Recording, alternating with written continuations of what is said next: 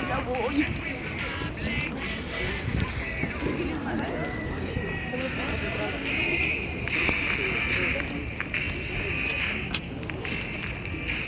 ¿Quieres conmigo?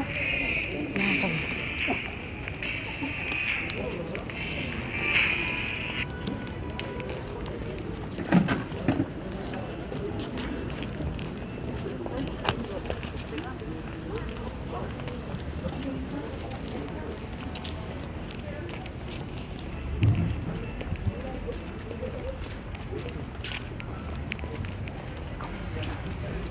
No lo grabes hasta que comience la...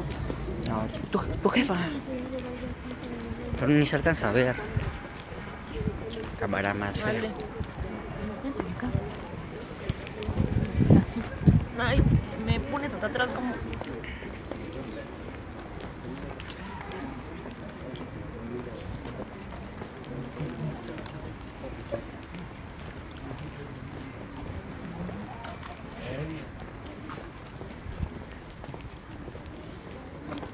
Vamos a esperar alrededor de esta tumba, por favor.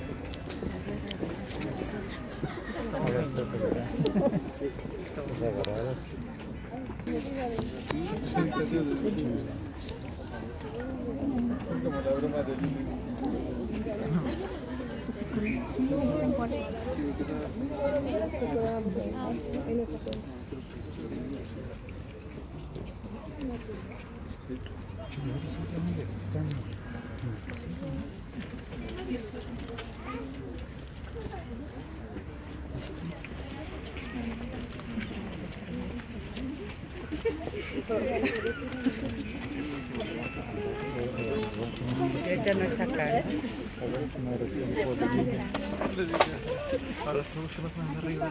No voy a cantar, les voy a explicar. Hola, buenas noches, bienvenidos a este recorrido. Gracias por estar aquí. Ya vieron que tenemos muchísima gente, por eso tuvimos que adelantar el recorrido 2 horas para que no estuvieran esperando tanto. Mi nombre es Fabián Valdivia, en nombre del Ayuntamiento de Puebla les damos la bienvenida.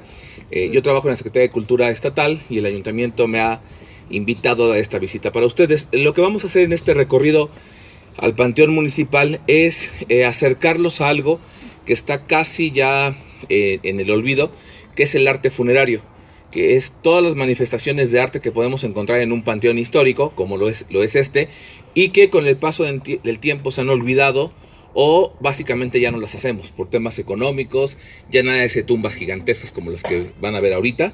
Entonces, el hecho de que en Puebla contemos con panteones como este, o La Piedad, o el francés que está aquí, que es vecino de este, nos permite en Puebla acercarnos a este tema que no en cualquier lado se puede hacer. La primera parte vamos a platicar un poco de la estructura del panteón, o sea, esta calle que acaban de caminar y la estructura no es ninguna casualidad, tiene un sentido. Vamos a ver qué hay sobre esta avenida principal y luego nos vamos a meter en algunas de las calles para que vean una selección que hemos hecho de criptas funerarias o esculturas funerarias que no son nada comunes. El grupo es muy grande, entonces vamos a pedir siempre intentar estar compactos y caminar rápido. Antes tuvimos un grupo que para moverlo tardábamos casi 15 minutos porque no se ponían las pilas. Además porque faltan 2 grupos más. Les vamos a pedir eso. También cuando entremos a las calles les voy a pedir que tengan mucho cuidado donde pisan, porque tenemos obviamente raíces, tenemos las placas para entrar a las criptas, tenemos argollas, tenemos cosas de metal a veces, y también les vamos a pedir por favor que cuando entremos a las calles no pisen ninguna tumba, no se suban en ellas, obviamente porque son algunas tumbas históricas o otro pues por el tema del respeto a la tumba, y también porque no sabemos qué hay abajo. Literalmente, o sea, se pueden colapsar y no queremos que nadie se quede de preferencia el día de hoy aquí, de preferencia, y tampoco que se lleven a nadie de aquí, de preferencia. Entonces, bueno, miren, lo que acaban de hacer es algo importante, caminar esta calle, y los que ya han venido acá al Panteón y los que también vienen por primera vez, siempre llama la atención esta gran avenida central perfectamente alineada. De hecho, mucha gente piensa que de momento es una calle para autos, ¿no? Pero esto obedece al diseño del panteón que tiene una función muy específica. Hasta antes de 1780, 1790, por esa fecha, no existían los panteones como los conocemos hoy. Porque no existía la idea de higiene, como también más o menos la conocemos hoy. Seguramente han escuchado una palabra que es camposanto. Los camposantos son los espacios que se encuentran alrededor de las iglesias, o sea, los atrios, en donde eran enterradas las personas de las comunidades, esperando que el día del juicio final, pues reencarnaran y salieran como comunidad hacia el cielo. Esto lo pueden ver, por ejemplo, en la iglesia de San Francisco de Catepec, allá en San Andrés Cholula, que uno entra y hay tumbas también, o sea, es como un pequeño cementerio, pero el nombre que se usaba era el camposanto, por esta idea de que al estar junto a la iglesia, pues había santidad o estaba sacralizado el espacio. Si alguien apoyaba las fiestas o era importante para esa iglesia, si algún retablo pintaba o construía la torre, cosas así, tenía el privilegio de ser enterrado adentro de la iglesia. Si ustedes van a la iglesia, a la parroquia de la Soledad del centro histórico, que está en la 2 Sur y la 13 Oriente, van a ver que pegado al altar hay muchísimas placas de personas muertas, ¿no? Ahí fueron colocados sus restos, porque hicieron o apoyaban de alguna manera esa iglesia. Lo importante del tema es que imagínense que adentro de la iglesia de momento se coloca un ataúd o se coloca la persona en la tierra tal cual, y obviamente pues se va a pudrir y se va a hinchar y va a tener gusanos y va a oler mal. Entonces imagínense el cuerpo hinchado empujando las lajas del suelo. Entonces hoy para nosotros sería inconcebible ver un cuerpo en putrefacción con gusanos y cosas así. En la época virreinal no era tan raro ver esto, para nada. Ya se imaginarán los olores que despedían a veces las iglesias en ese sentido, y en calor pues les quiero contar lo que pasaba ahí. Esto empezó a molestar, pero también por otro lado empezó a generar preguntas sobre cómo hacer el manejo de los cuerpos. Esa pregunta va a ser respondida después de una serie de cambios en las políticas del Imperio Español. Todavía era Nueva España y parte del Imperio, y se cambian muchos de los usos en las ciudades en general de todo el Imperio Español, y es cuando empiezan a hacer los primeros cementerios, porque los cambios urbanos obedecen a que ya no va a haber camposantos, sino se van a hacer cementerios en la periferia de la ciudad. En ese momento, o sea, 1750, 1780, la ciudad era lo que hoy es el centro histórico, nada más. Entonces, lo que hacen es mandar los cementerios a las orillas. Entonces, por ejemplo, atrás de la iglesia de San Francisco se hace un cementerio, ahí pegado a lo que ahora es el Mercado del Alto. En la subida de los Fuertes, en el barrio de Chayanet, se hace otro cementerio, que es parte del City Express ahora. En San Antonio se hace otro cementerio. Enfrente de la iglesia de Guadalupe, donde está la fuente esa de aguas saltarinas, ese era un cementerio, que seguramente no han sacado los muertos ahí, ¿no? Y en la iglesia del Carmen, o sea, el 16 de septiembre, entre la 17 y la 19, ahí había el cementerio del Carmen. Entonces imagínense cuando les platico que esto era muy lejos, era la orilla de la ciudad. O sea, parece hasta burla, ¿no? Pero esa era la orilla de la ciudad. Ah, bueno, y el barrio de Santiago también tenía otro cementerio, justo donde hoy está el jardín frente a la iglesia. Esos eran los cementerios de la ciudad. Viene la independencia, o sea, inicia la independencia en 1810, termina en el 21, y entre 1859 y 1861 vienen las leyes de reforma. Y esas leyes de reforma impulsadas por Juárez hace que el gobierno tenga mucho control de la vida civil. Es decir, los matrimonios, los nacimientos y la muerte ya no va a estar administrada por la iglesia, sino por el gobierno. Se va a llevar contabilidad de la población. Esto también genera que entonces los espacios donde la gente va a estar enterrada ya no van a estar bajo la administración de la iglesia, sino el gobierno. Pero esto no significa que al año siguiente todo cambiara. O sea, fue paulatino, y eso hizo que el Ayuntamiento de Puebla tuviera que decidir hacia 1880 crear el primer panteón municipal de la ciudad. Entonces, ¿cuál es la lógica? Para ese momento ya hay la idea de higiene. Entonces dicen, bueno, a ver, los cuerpos en descomposición huelen mal, tienen gases, están en putrefacción, esos gases como el metano pues, son peligrosos. O sea, ya hay muchas ideas nuevas, sobre todo el tema de limpieza. Y entonces la conclusión es, vamos a hacer el panteón lejísimos de la ciudad, imagínense, ¿no? Entonces lo que toman es, la 11 era el antiguo camino a un rancho que se llamaba el Rancho de Agua Azul. O sea, Agua Azul, el que conocemos, ¿no? Pero toman parte de los terrenos del Rancho de Agua Azul, que es donde están ustedes parados ahorita. O sea, imagínense el tamaño del rancho, ¿no? Toman una parte de esos terrenos y la vuelven el panteón municipal, que es donde estamos ahorita. Se abre en 1880 y la primera persona que es enterrada aquí es una niña, justamente a quien está dedicado este primer monumento. A la niña, como pueden ver el nombre, María Merced Huerta, que es enterrada por una fecha que ya sabemos que es importantísima en Puebla, el 5 de mayo de 1880, ¿no? Entonces, esta niña es la primera persona que va a ser enterrada aquí, Y el diseño del cementerio, o sea, el panteón municipal, obedece a una idea del urbanismo, o sea, como si fuera una pequeña ciudad de los muertos. Y esa influencia es del urbanismo francés. Si ustedes han visto en fotografías o conocen los Campos Elíseos en París, es un gran bulevar, de hecho la palabra bulevar es francesa, ¿no? Un gran bulevar en donde se ponen las calles transversales, y pues vean alrededor, es la misma idea, un gran bulevar o una avenida central, las calles transversales para ir ordenando, y al fondo del bulevar se pone un monumento que recuerde algo de memoria para la ciudad muy importante. El remate de Campos Elíseos en París es el Arco de Triunfo, ¿no? Y aquí se hace lo mismo. De hecho, ahorita vamos a ir justamente al monumento que está al fondo, porque eso hace el ayuntamiento. En medio de la avenida, que es digamos, esto es una pequeña ciudad de los muertos, en medio de la avenida principal pone el monumento a la primera persona, que fue la niña, ¿no? Y al fondo va a poner como remate el monumento del hecho histórico más importante que para el ayuntamiento deben recordar los habitantes. Y es el monumento ni más ni menos que de los hermanos Cerdán. Pues es el monumento original que ahorita vamos a conocer. El tema con este pequeño monumento, ustedes se fijan arriba del basamento, o sea, está el nombre, lleva esta pirámide alargada, truncada, que se llama obelisco. Los obeliscos son una invención egipcia. No tenían que ver originalmente con nadie muerto. Era un símbolo de poder y de control. Si de momento Ramsés II conquistaba algún lugar, pues mandaban a hacer un obelisco, no de ese tamaño, del tamaño del árbol, para que tengan una idea de la proporción, y se lo ponían en medio de la ciudad diciendo en jeroglífico: el gran Ramsés II, hijo del sol, bla, bla, bla, bla, bla, bla, te conquistó, ¿no? Y ahora tienes que rendir tributo o lo que fuera a él. De esa manera estos objetos, que les digo son totalmente invención egipcia, pasan al imaginario del mundo antiguo como parte de Egipto. Napoleón invade Egipto en el siglo XIX y se roban unos obeliscos. Bueno, los franceses dicen que se los regalaron, pero obviamente estaban conquistando. Más bien se los robaron, se los llevaron por el río Nilo, atravesaron el Mediterráneo, llegaron a Marsella, y de Marsella se los llevaron en carretas con las toneladas que pesa esto, imagínense, hasta París. Y un obelisco de Luxor está en la Plaza de la Concordia, enfrente de la Iglesia de la Magdalena en París, un auténtico egipcio. Entonces, al ponerlo es una forma de todavía mostrar más poder. O sea, los egipcios lo ponían, pues los franceses se lo roban, ¿no?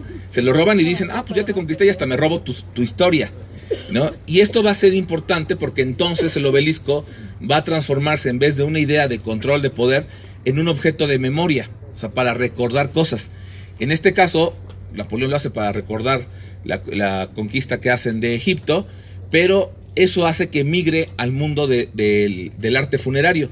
Entonces se colocan obeliscos para que las personas que los vemos tengamos que saber que esa persona o donde está, tenemos que recordarlo, inclusive sin saber por qué o sin saber quién está ahí. Esos son indicadores de esto se tiene que recordar. Y claro, visualmente llama la atención y ya uno se acerca: ah, pues mira, es una niña, ¿no? Aunque tal vez no sepamos tanto de eso. Por esa razón, inclusive si ustedes ven la palabra, analizamos la palabra memorial o inglés memorial, como el de Washington, son obeliscos gigantes con nombres. Y se va utilizando esto como objetos para recordar la memoria de personas muertas, ya no con temas de poder. El ayuntamiento va a hacer lo mismo. Este lo hacen pequeñito porque es para una niña, pero ahorita vamos a ver el gran obelisco que hacen para los hermanos Cerdán. Entonces vamos hasta el fondo de la avenida para conocer el obelisco de los hermanos Cerdán en el palacio, en el panteón municipal. Por acá, por favor.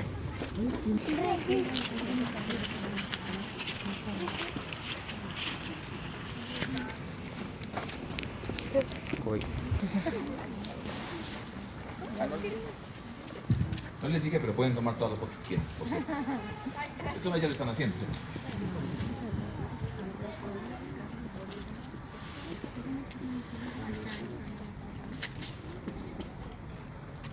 Pueden colocarse todo alrededor, a la memoria de los Cerdán y también de otras personas que murieron en el ataque a la casa el 18 de noviembre de 1910. Para hacer un resumen rápido, a principios de 1910, Porfirio Díaz en una entrevista dice que México ya es un país maduro que puede elegir gobernante. Claro, llevaba 30 años, ¿no? Y entonces varios grupos antireeleccionistas eligen que uno de sus líderes más fuertes, de Francisco I. Madero, puede ser el candidato. Hay un detalle en la historia de Puebla que casi también queda un poquito olvidado, y es que el 14 de mayo de 1910 Madero comienza su gira como candidato justamente en Puebla. Puebla es la primera ciudad que va a visitar como candidato a la presidencia, porque en Puebla tiene apoyo de un antireeleccionista muy fuerte, que inclusive ya había fundado un club antireeleccionista que se llamaba Luz y Progreso, a media calle de la Iglesia de la Luz, en el barrio de la Luz, y que se llamaba Aquiles Cerdán. Pues Aquiles Cerdán lo ayuda mucho para esa primera visita. Madero se hospeda en un hotel que se llama Hotel El Jardín, que hoy existe, se llama Hotel Colonial, enfrente del Carolino, de la UAP. Inclusive hay una placa ahí que dice esto. Y bueno, total que la elección se da, gana Madero, obviamente Porfirio Díaz lo desconoció, y entonces es cuando Madero pide todo el apoyo de todas las células antireeleccionistas del país para ya hacer un movimiento armado. Esto hace que la policía y el ejército, que obviamente apoyan a Díaz, no les guste nada la idea y empiezan a hacer toda una estructura una estructura de ataque en el país a los que apoyan la causa maderista. Y eso va a hacer que el 18 de noviembre de 1910 se planee un ataque a la casa donde vivía Aquiles Cerdán y su familia, que no es la casa de Aquiles ni la casa de los hermanos Cerdán, era la casa de Natalia Cerdán. Los Cerdán eran 4, no eran 3, eran Máximo, Aquiles, Carmen y Natalia. En Puebla ya poco a poco empezamos a tener claro que eran 4. En el país todavía no se enteran tanto, ¿no? Natalia era la más pequeña y la casa es su regalo de bodas. Y cuando queda viuda, se lleva a su familia a vivir ahí. Entonces, cuando uno ve la casa de frente, en la ala baja del lado izquierdo vivía María del Carmen, la mamá de los Cerdán. Vivía Carmen, vivía Natalia, vivía Aquiles con su esposa e hijos y vivía Máximo Cerdán. Del otro lado, el ala derecha baja era rentada para una familia y toda la planta alta era rentada para otra familia completa. Cuando se enteran que va a haber un cateo y un ataque, Natalia se lleva a los niños, por eso es que no está en el ataque, a otra casa que tenían. Hay que recordar que la familia Cerdán se dedicaba a la zapatería y a la distribución de zapatos. Se los llevan a la otra casa. La familia de abajo a la derecha se encierra como puede y los de arriba mejor se van. La policía allana la casa. Entra el comandante de policía, que se llamaba Miguel Cabrera, y cuando está en las columnas cerca de la escalera, si ustedes visitan la casa, la estructura sigue igualita. Alguien le dispara por la ventana que está ahí pegada a la escalera y lo mata. Cae muerto, la policía lo saca y es cuando dan la orden de atacar con toda la casa. Además, para su mala suerte, la casa de atrás de ellos era del gobernador, ¿no?, de esa época, que era Murcio P. Martínez. Entonces, empiezan a atacar toda la casa. Inclusive desde la iglesia también hay policía, y en el último ataque el ejército ataca desde el convento que está enfrente. Cuando entra la policía ya a la casa después del ataque, obviamente habían muerto en el techo de la casa varios, entre ellos Máximo Cerdán, porque también fueron a apoyarlos varios antireeleccionistas sabiendo ese ataque. Carmen Cerdán está herida, la mamá María del Carmen está bien, Filomena, que era la esposa de Aquiles, también, y quedan otros sobrevivientes. Se los llevan todos presos y los encierran en la penitenciaría que está enfrente del Señor de las Maravillas, en la 5 de mayo y la 18. En esa penitenciaría los meten ahí, y en ese momento ya Aquiles estaba escondido en un cuarto contiguo a la cocina. En la madrugada Aquiles intenta salir para poder llegar a una ventana que aún existe, y si hubiera brincado esa ventana hubiera llegado a las escaleras para llegar a la azotea y escapar. Pero cuando intenta salir, los dos guardias que están ahí haciendo su turno ven una sombra y, como no les hace caso, disparan por la espalda, lo matan, cae en el vano de la puerta, pero ellos no saben realmente a quién acaban de matar hasta que llega el comandante de policía y se da cuenta que acaban de matar a Aquiles Cerdán, uno de los líderes del movimiento antireeleccionista. Se llevan el cadáver, lo exponen afuera de la penitenciaría de San Juan de Dios. Inclusive hay videos, hay un pequeño video y hay una fotografía que dan fe de que el cuerpo se expuso para que cualquiera que se rebelara contra Porfirio Díaz supiera que eso le podía pasar.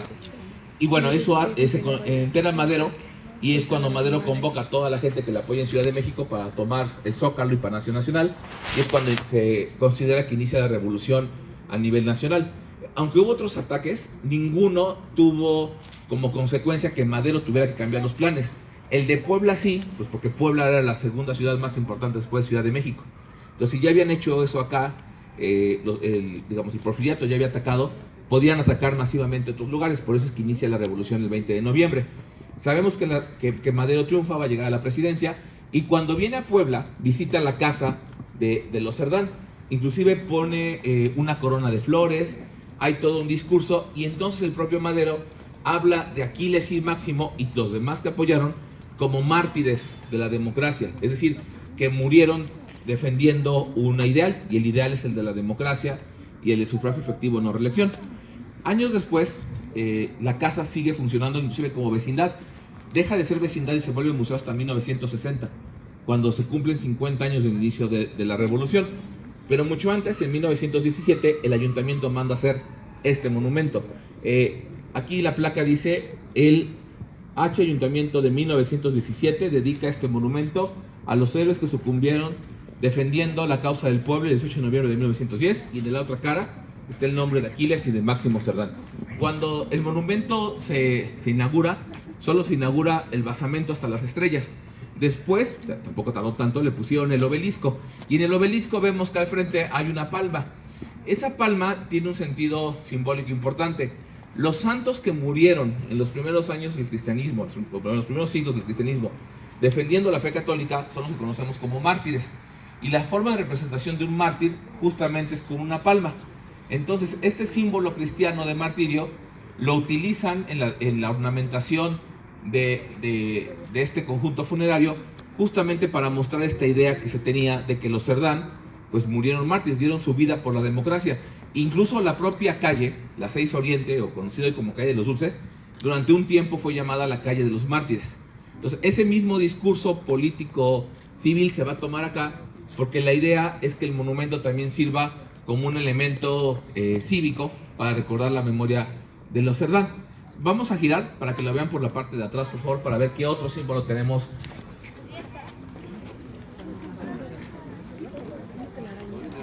Esta es la araña. Mira, esta es la araña. Yo quiero sacarle una foto. Bueno, en esta parte de acá vemos que el texto dice: aquí reposan los restos de los combatientes de Santa Clara, iniciadores de la Revolución Mexicana. Esto es importante porque justamente la calle 6 Oriente, su nombre antiguo, es la calle de la Portería de Santa Clara, porque como les decía, el convento de frente es el convento de Santa Clara. Por eso de ahí la referencia del texto. Y arriba, el elemento que se pone decorativo, gracias. Allá arriba, ¿quieres ver? Ándale. El elemento decorativo que se pone es una espada. Si ustedes recuerdan, la alegoría de la justicia es una mujer que tiene los ojos vendados, porque la justicia tiene que aplicarse sin ver a quién se aplica. Tiene una balanza y en la mano derecha tiene una espada. Esa espada de la justicia, como se le llama, es justamente que si no hay algo justo, se tiene que aplicar la fuerza de la ley para hacerlo justo. Entonces, como el tema con los Cerdán es que ellos buscan esta justicia para que el voto sea válido para elegir a un presidente, siempre se genera un discurso tanto de mártires, como vieron con la palma, como de justicia por el otro lado. Ahora, como les decía, esto es de 1917. En 1962 se crea la autopista México-Puebla, que es la que hoy sigue funcionando. Y para unir la autopista México-Puebla con el centro histórico, se crea un bulevar. Y ese bulevar es el Bulevar Hermano Cerdán, justamente. Y tal como les explicaba, en medio del Bulevar Hermano Cerdán se coloca un monumento funerario, que es el monumento a los hermanos Cerdán, que todavía existe, el que está obviamente en el bulevar del mismo nombre. ¿Qué se hace con ese monumento en los años 70? Pues los restos de Aquiles Máximo originalmente, y luego de Carmen, cuando Carmen muere también se le coloca acá, ahorita les voy a enseñar la placa de Carmen, se llevan al monumento. El monumento estaba muy descuidado hasta hace varios años, entonces el Ayuntamiento de Puebla decide sacar los restos, es una decisión de Cabildo, se los llevan al INAH de Ciudad de México, se limpian, se estudian, se restauran y se colocan en unas urnas de plata, por ser héroes históricos los Cerdán, y regresan el año pasado a Puebla. Entonces hoy pueden visitar las urnas de plata con los restos de los Cerdán en la casa de los hermanos Cerdán, que eso es un detalle interesante. Son de los pocos héroes que están en urnas en el lugar donde fue el hecho histórico, ¿no? O sea, eso es muy raro verlo en el país. Ustedes busquen así museos históricos o lugares donde haya pasado algo y vean si están los restos de los héroes. Y el caso de Puebla es muy particular. En ese mismo cuarto, que justamente el cuarto homenaje es donde se escondió Aquiles, que lo van a ver junto a la cocina de la antigua casa, hay otros nombres, porque como les decía al principio, muchas personas más murieron, otras fueron apresadas, y esas personas también están en la base del obelisco. Inclusive los que vivimos en Puebla sabemos que hay una colonia que se llama Clotilde Torres, y pues nadie sabe quién fue Clotilde Torres, y cuando uno ve el monumento aquí está su nombre. Fue uno de los revolucionarios que murió en la casa, por ejemplo, que no es Cleotilde, es Clotilde, solamente con O.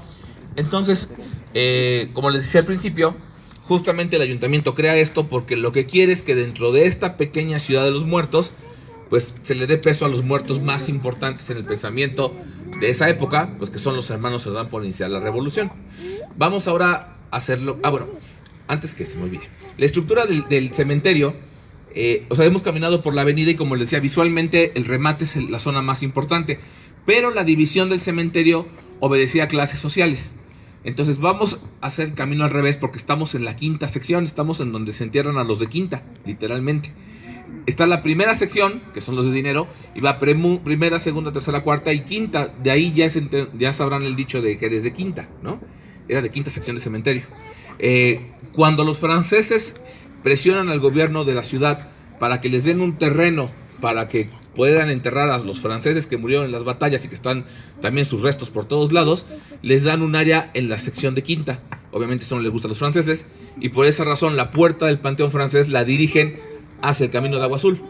Por eso es que aunque el Panteón francés está aquí atrás, no es una continuación del cementerio del Panteón municipal, tiene su propia entrada autónoma para que los de quinta acabaran siendo de primera, tal cual. Entonces justamente vamos a la primera sección hasta el principio, porque ahí es donde están las tumbas históricas que obviamente tenían presupuesto y hicieron maravillas con el arte funerario. Entonces vamos hasta el principio, por favor.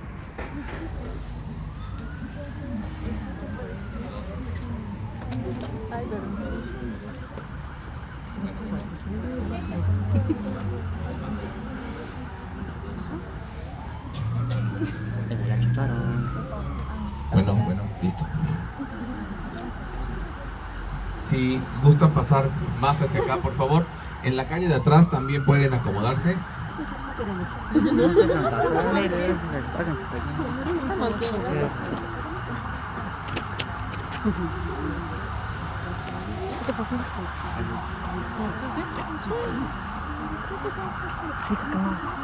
Dijo que no te recargues. ¿Te acuerdas? Sienten en el suelo, solo cuidado que no vaya a haber insectos que los piquen y cosas por el estilo. Sí, de preferencia. ¿Qué te parece? No queremos que tengan una reacción alérgica ahorita.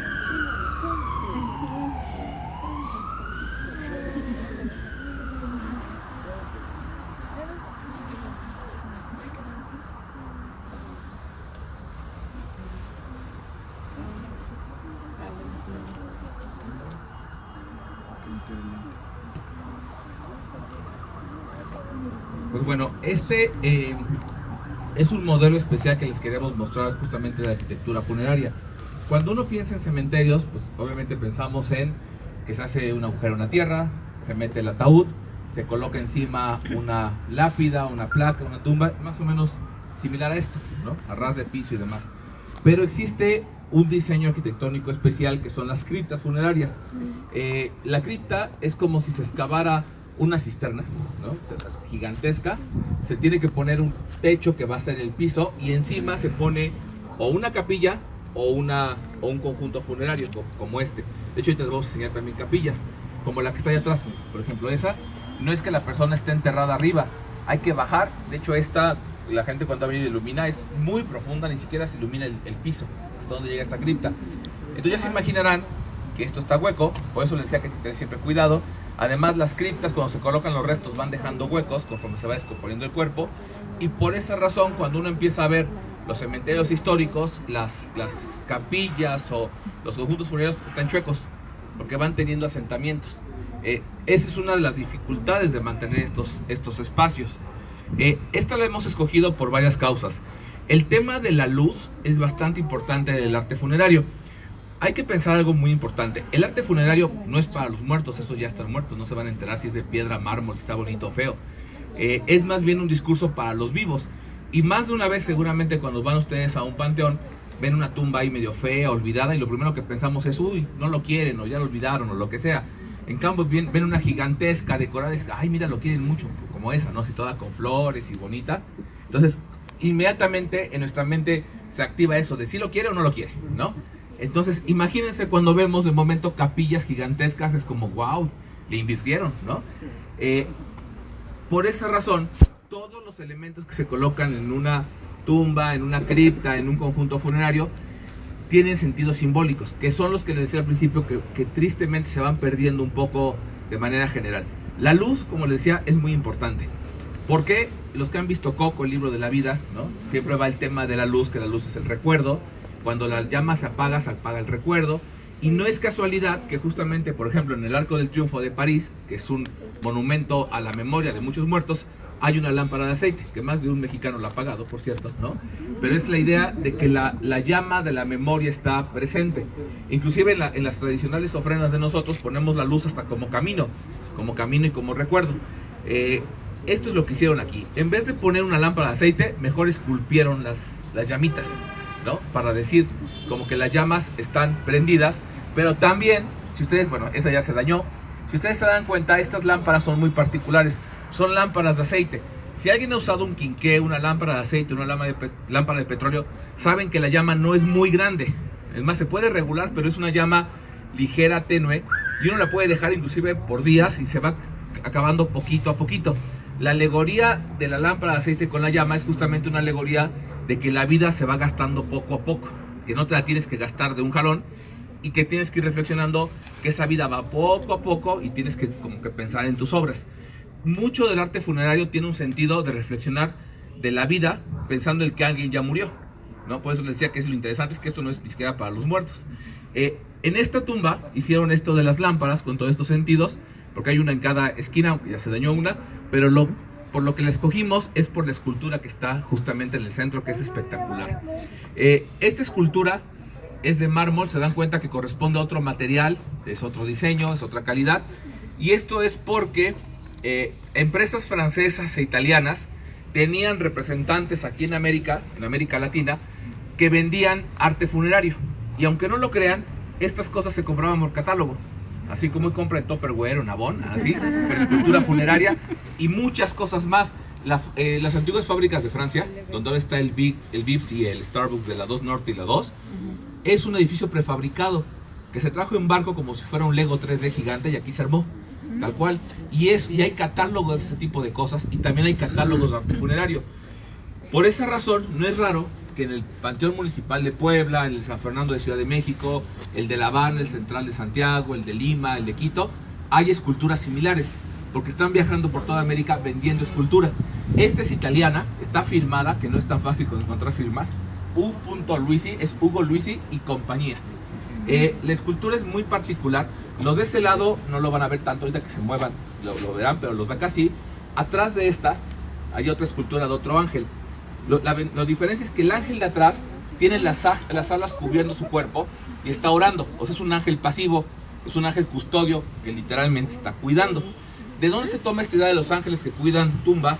Pues del Evangelio, cuando María y las mujeres van a ver el Santo Sepulcro donde está Cristo y limpiarlo, llevan aceites y encuentran que está abierto, y cuando salen un ángel que está sentado, cuyo trabajo es custodiar, les dice que no busquen entre los muertos al que está vivo, por el sentido de la resurrección. Recuerden que estamos, a final de cuentas, en un panteón católico cristiano. Si estuviéramos en uno judío, tendríamos que hablar de otras ideas totalmente religiosas que están vinculadas con la muerte y con la resurrección. Pero aquí funciona, digamos, todo lo que aprendimos en gran medida en el catecismo, funciona para entender esto. Lo que pasa es que hay que rascarlo un poquito. Entonces, mientras el de allá está con las alas cerradas, este es muy interesante porque vean, para empezar, el trabajo de las alas, que es espectacular, ¿no? O sea, tallar esto. Luego, vean la mirada. Está literalmente custodiando a los que están aquí abajo, ¿no? Los de la cripta. Pero el hecho que tenga las alas abiertas significa que en cualquier momento podría volar. Y eso es también una forma de decir, el día del juicio final puede pasar en cualquier momento. O sea, hay que estar prevenidos. Y vean inclusive las piernas, como la pierna izquierda está adelante, la de atrás, la derecha está atrás, y en cualquier momento podría tomar impulso justamente para guiar a las almas y los cuerpos reencarnados en el juicio final de esta cripta hacia el cielo. Como les decía, son esculturas que se pueden encontrar en varios lugares. Puebla, por fortuna, entre La Piedad, el Francés y tenemos muchísimos ejemplos, aunque no todos están firmados. De hecho, apenas encontramos otra tumba con esta firma, pero ya no tiene la escultura, o se la robaron, se destruyó, a ver qué pasó. Estos elementos simbólicos que ya empezamos a ver, ya vimos unos con los Cerdán aquí, también van a hablar sobre la fragilidad de la vida o que la vida se acaba en algún momento. Y una alegoría muy usada son la vida pensada como una columna o como un árbol, que de momento se rompe y se acaba. Y miren allá atrás, tenemos ese que es un micropaisaje funerario, tenemos la columna rota, ya vieron, que inclusive el escultor la rompe y abajo de la lápida, sobre la lápida, perdón, pone los restos de la columna, o sea, la vida que se acabó y se rompió, las cruces y vean otra vez los obeliscos. Entonces, esos elementos alargados, que además todos van hacia el cielo, van configurando una especie de paisaje funerario. Ahora, ¿quién escogía esto? Obviamente las familias iban con especialistas, pues que tenían que echar su buen rollo para convencerlos que compraran estas maravillas, ¿no? Pero además configuraban el discurso de la tumba o de la cripta. No hay claridad, o sea, no existen documentos que diga, es que el tío lo escogió, el primo, el hermano, la mamá. No lo sabemos. Por eso es que a veces las decisiones de los símbolos pueden ser muy caprichosas. Vamos a ver justamente esa cripta de allá que tiene el árbol en el centro, porque es uno de las criptas con mayor cantidad de elementos extraordinarios que van a ver aquí en el cementerio. Entonces, vamos caminando con mucho cuidado y colóquense todos alrededor, por favor, para poder...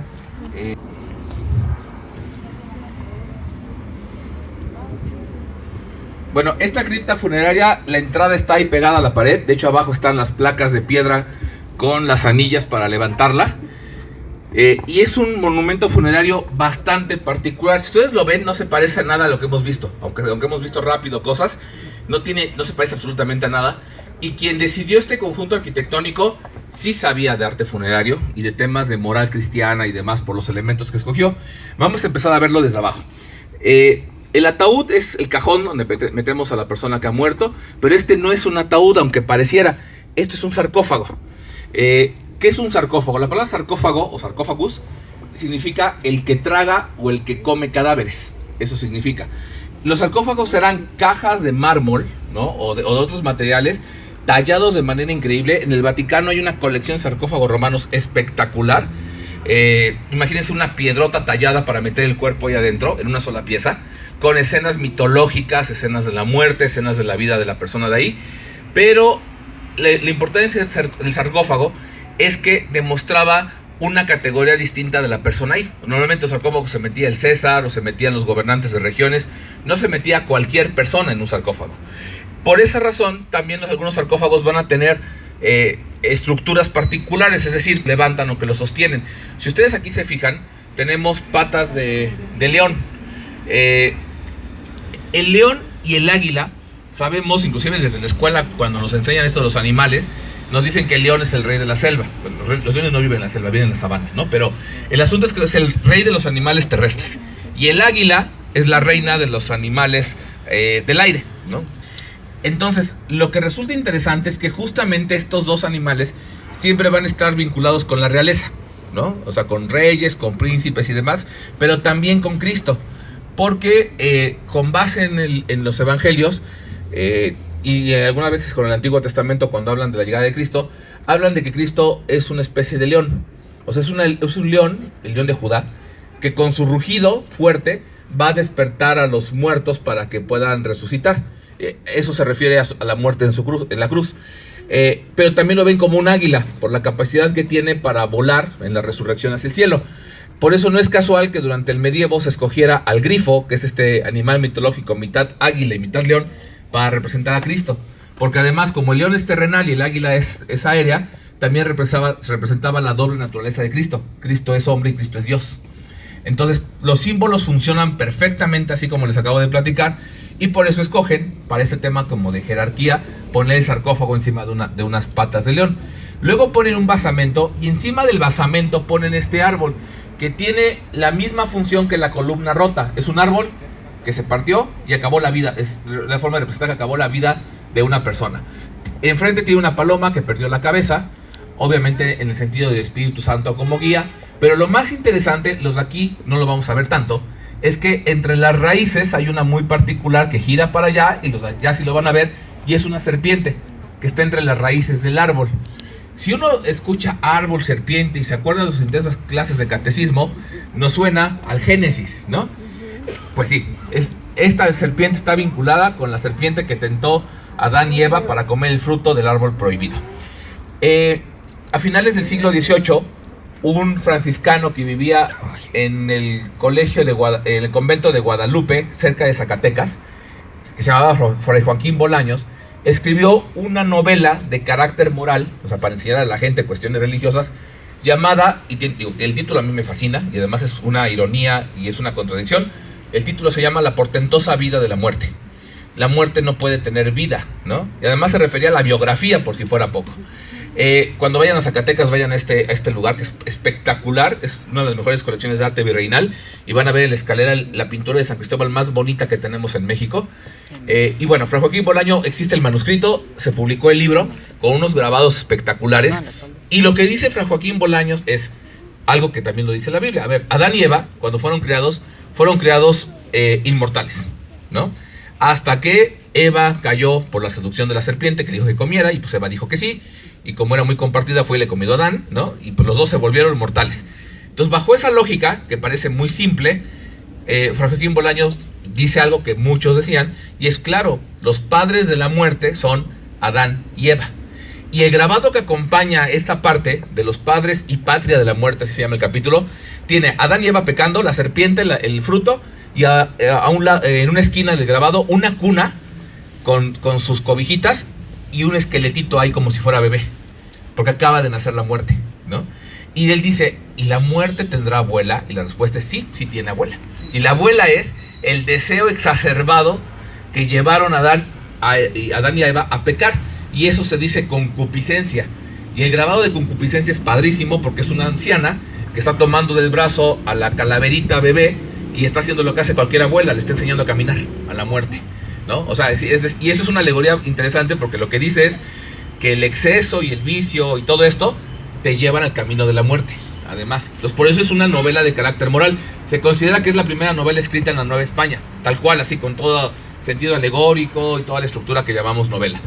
Entonces, ese pensamiento de que el pecado es lo que genera que Adán y Eva, la serpiente genera que Adán y Eva sean los padres de la muerte, tiene sentido cuando vemos una serpiente aquí metida, ¿no? O sea, el pecado fue el que generó que se muriera. Y claro, cuando alguien entierra a sus seres queridos, pues lo que uno espera, pues es que se hayan portado bien, ¿no? Estén en el cielo y en el fin de los tiempos resuciten y se vayan al cielo con todo y la familia, ¿no? Por esa razón también en el sarcófago se colocan dos elementos simbólicos muy interesantes. Los de aquel lado van a ver un reloj de arena que tiene alas. Eso se llama en latín tempus fugit, que en español significa el tiempo se fuga o el tiempo vuela, y más con el cambio de horario. El sentido es que la vida se te va. Si no la utilizas, de todas maneras va a volar. Hagas o no hagas algo bueno con ella, la vida se nos va. Y de este lado, los dos símbolos que están, que son una cruz y un ancla, alguien podría decir, pues seguramente era marinero, ¿no? Que es lo más fácil. Pues no. El camino para llegar con Dios está dirigido por las tres virtudes teologales: la fe, la esperanza y la caridad. Cuando vayan a la Capilla del Rosario las pueden ver en el techo. Está fe, esperanza y caridad, y el camino te lleva al Espíritu Santo. O sea, a las virtudes. A los dones del Espíritu Santo. Entonces, estas tres virtudes son importantes porque la fe, que es la primera, o sea, es el primer paso, es la fe en creer que la muerte de Cristo en la cruz permite la redención de los pecados. Hasta antes que Cristo que muriera en la cruz, ningún humano tenía la capacidad de llegar al cielo, justamente por la culpa de Adán y Eva, ¿no? O sea, por el pecado original. Cuando Dios manda a su Hijo a sacrificarse por los hombres, permite que bajo la comunión en Dios, que es el Santísimo Sacramento, puedas aspirar otra vez al cielo. Entonces, la cruz, independientemente de que sea un contexto cristiano, tiene sentido porque, a final de cuentas, cuando entierras a tus seres queridos, como les decía, tienes la esperanza que resuciten. Y la esperanza es la segunda virtud. La esperanza, cuando alguien tiene esperanza, no tenemos esperanza en algo abstracto, tenemos esperanza en algo concreto, así como que algún día gane el Puebla, cosas por el estilo. Entonces, fijas tu esperanza en un punto. Por eso es un ancla, porque te sostiene. Entonces, justamente en el discurso está la fe y la esperanza. No está la caridad, porque la caridad, que es una mujer que abraza bebés o los amamanta, no tiene sentido en un discurso funerario. Tiene discurso la fe en la resurrección y la esperanza en que resucite. Entonces, como les decía al principio, pues la persona que eligió todo este discurso tan lleno de símbolos sabía lo que estaba haciendo. No sabemos si fue el arquitecto, si fue la empresa que hizo los tallados, si fue algún familiar. Eso sí no lo podremos saber porque es tremendamente difícil. Pero lo que sí sabemos es que están viendo ustedes uno de los conjuntos funerarios más extraordinarios que tenemos en Puebla. Por la rareza, por los símbolos, por toda la mezcla de significados que les acabo de platicar de muchísimas culturas. Inclusive tenía techo, lo cual también implica una categoría especial. Pero bueno, se retiraron las láminas por seguridad, por la oxidación. Y lo elegimos por toda la complejidad que tiene esto. Vamos por esa calle, por la de allá por favor, y si quieren por la de acá también. Vamos al centro para que los dirijan mis compañeras para la siguiente. ¿Horta aquí en Puebla? La familia Horta es bastante antigua. Fíjate que el problema que tenemos es que inclusive algunos familiares no saben que están sus familiares, aunque no lo crean.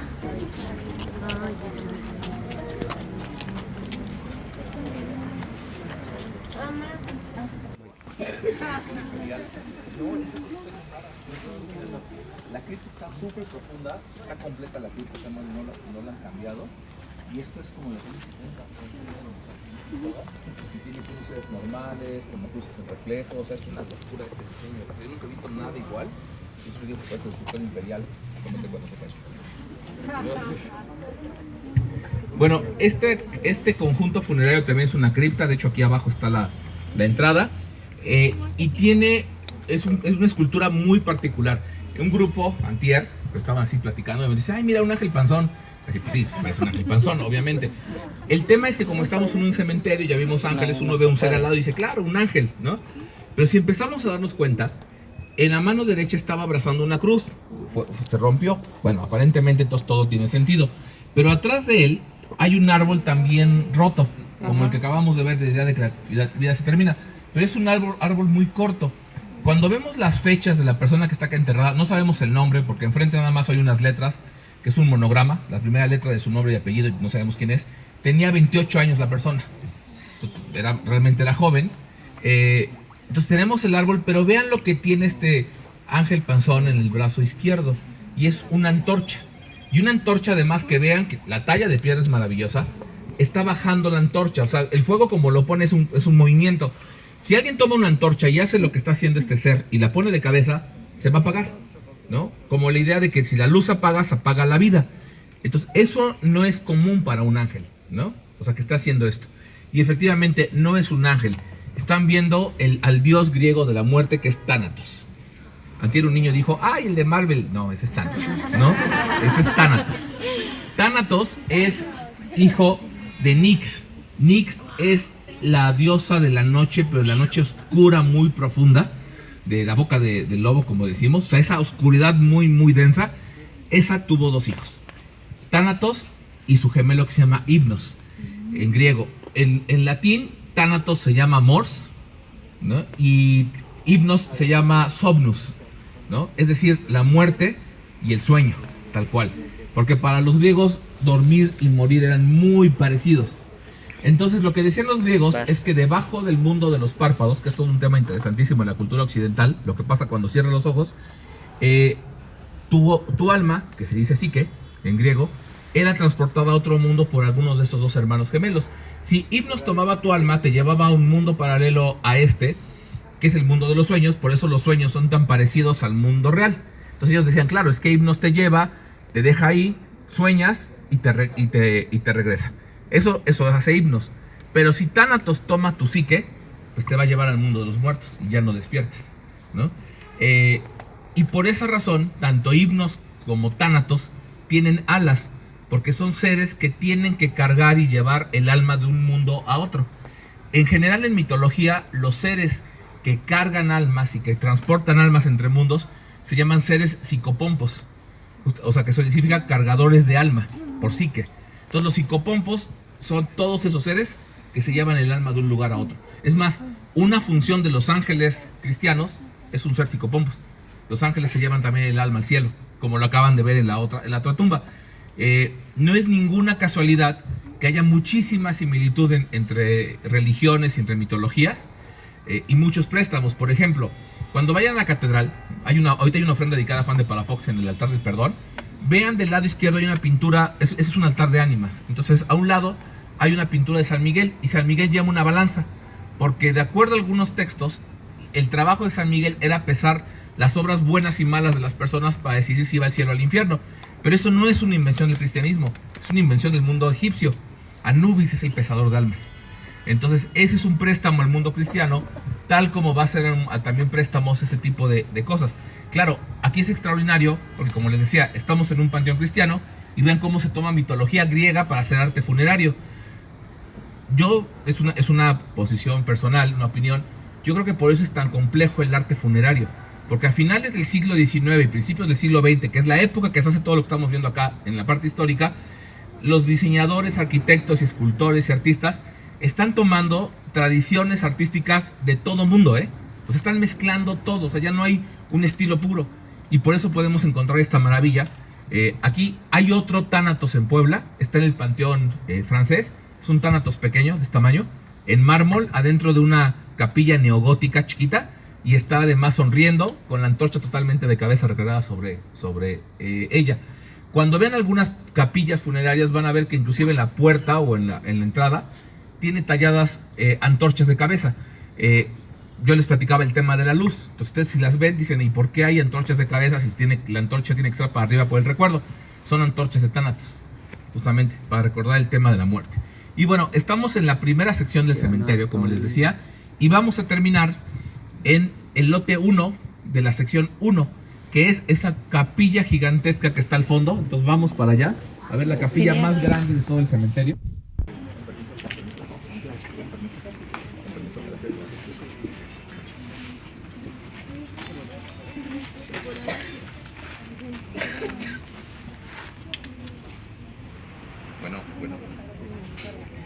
Bueno, listo.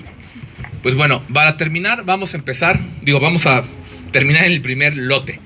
Cuando se hace el panteón y se hace estas secciones y división por cuestiones económicas, pues habría que pensar quién fue quien compró el primer lote. Digo, una cosa es la niña y otra cosa es quién compra el primer lote. Ahora, vean el tamaño de la tumba, ¿no? O sea, bueno, más bien de la capilla, de la cripta funeraria. La entrada de la cripta está por atrás, solamente que no podemos pasar en esa zona. Es totalmente simétrica, pero pues cuando uno ve el tamaño, dice, no, la persona que hizo esto sí tenía recursos. Es la más grande de todo el panteón municipal, y además que esté en el lote 1 de la sección 1, habla de que esta persona tenía poder. Este es la capilla funeraria de la familia Bello, de los Bello de los museos. Entonces imagínense, si tenían esas colecciones de arte, ¿cómo no iban a tener una capilla funeraria, la más grande del panteón? La capilla fue diseñada por Carlos Bello, que además era miembro del ayuntamiento a finales del siglo XIX, por lo tanto pues pudo conseguir fácil el lote 1, ¿no? Por si fuera poco. Ahora, ¿cómo empezó la familia Bello en Puebla? Empezó con don José Luis Bello y González, que era veracruzano, por cierto, y era un gran empresario textil que se viene a vivir a Puebla en los años 40 del siglo XIX, 1840, por esa época.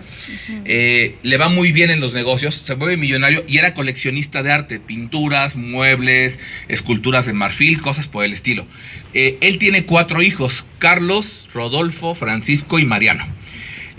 Cuando él muere, deja su colección entre sus 4 hijos. Y don Mariano Bello le sale el espíritu de coleccionista igual que su papá.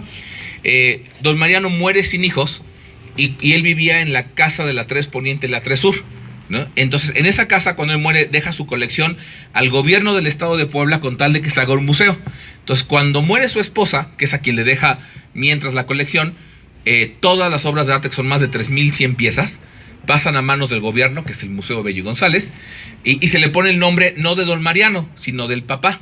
O sea, don Mariano quiere que se ponga el nombre de su papá, por eso no se llama... cuando vivía don Mariano, y hay artículos en revistas y gente que platica que va a la casa, le llaman la galería o la casa o el museo de don Mariano Bello. Pero ya cuando se vuelve del gobierno se va a llamar Museo José Luis Bello y González, aunque lo haya donado don Mariano Bello. El otro hermano de don Mariano, Carlos, les decía, es uno de los ingenieros más importantes de finales del 19. Cuando uno ve el Palacio Municipal, a un lado, en la siguiente esquina, que es donde actualmente está la tienda Museo de Artesanías, ese es el edificio del primer banco de Puebla, el Banco de Oriente, y ese banco, o sea, ese edificio lo diseñó Carlos Bello. Entonces, cuando ven este edificio, digo, esta cripta, esta capilla, es muy similar en estilo justamente a la esquina del banco, a la parte de arriba del banco. Como les decía, Carlos Bello fue un ingeniero muy importante. Él diseña la cripta de la familia, ¿no? Y hace unos años la maestra Ana Marta Hernández, que es una experta en siglo XIX y en Carlos Bello, pudo entrar a la cripta para verificar si estaban los restos de la familia. ¿Y qué creen? De todos los restos, el que no estaba era el de Carlos Bello. Así de ironías de la vida. La familia se lo llevó.